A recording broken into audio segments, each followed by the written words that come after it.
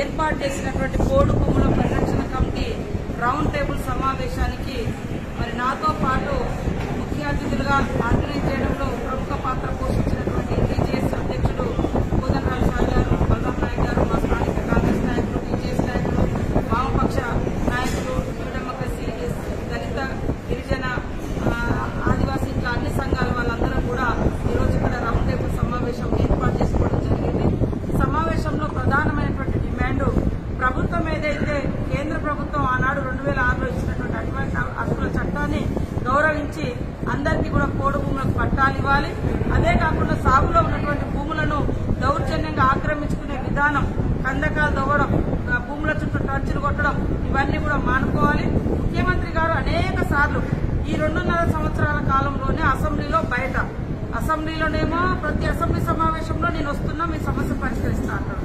బయటనేమో ప్రతి ఎన్నికలలో, ఈవెన్ గతంలో మనం చరిత్ర చూస్తే పిల్లలు తల్లిదండ్రులు ఒప్పించేది, తెలంగాణ వస్తే ఈ టీఆర్ఎస్ గవర్నమెంట్ వస్తే మాకు నౌకర్లు వస్తాయి.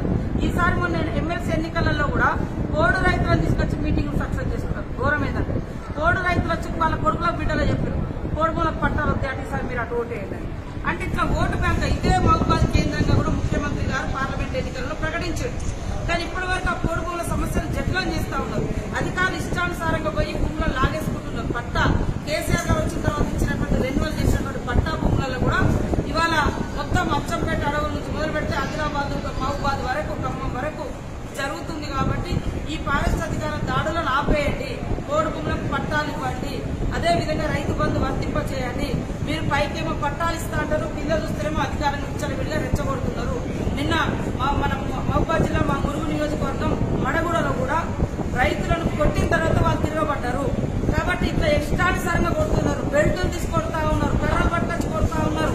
వాళ్ళ చేతులలో వీడియోలు ఉండవు కాబట్టి వాళ్ళే బయటికి రావట్లేదు. మీ చేతులలో వీడియోలు ఉన్నాయి కాబట్టి మీ చేతులలో కొంతమంది మీరు తీసుకుపోయినటువంటి కొంతమంది నేను బాధాకరం అనిపించడం కూడా కొంతమంది మీడియా సోదరులు కూడా అట్లా అధికారుల పక్షాన వాళ్ళు చేసే తప్పుల పక్షాన ఉండొద్దు, ప్రజల పక్షాన ఉండాలి. ఇందాక నేను మరగడం పోతే వాళ్ళ బాధ వర్ణాతీతం.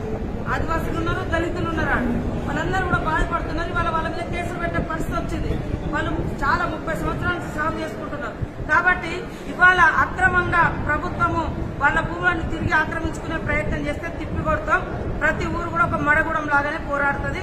అందరం కూడా ప్రజల పక్షాన సాగులో ఉన్న భూములను రక్షించుకుంటాం. కొత్త భూములు కొట్టాం, కొత్త పోడు కొట్టేది లేదు, పాత భూములు వదిలిపెట్టేది లేదు. ఇప్పటికైనా ముఖ్యమంత్రి గారు ఫారెస్ట్ అధికారులు ప్రజల సమస్య కాదు, ఇది ఫారెస్ట్ సమస్య, గిరిజనుల సమస్య కాదు. మీరు ముఖ్యమంత్రి, మీరు పరిష్కరించాలి. పరిష్కరించకుండా అధికారులను నోటితో ఒక రకంగా నొసలుతో ఎక్కిరించినట్టుగా ఉంది. కాబట్టి ఈ విధానం మానుకోవాలి. లేనట్లయితే ఈ పోరాటం ఆదిలాబాద్ నుంచి అచ్చంపేట వరకు, మహబూబాద్ వరకు కూడా కొనసాగుతుంది.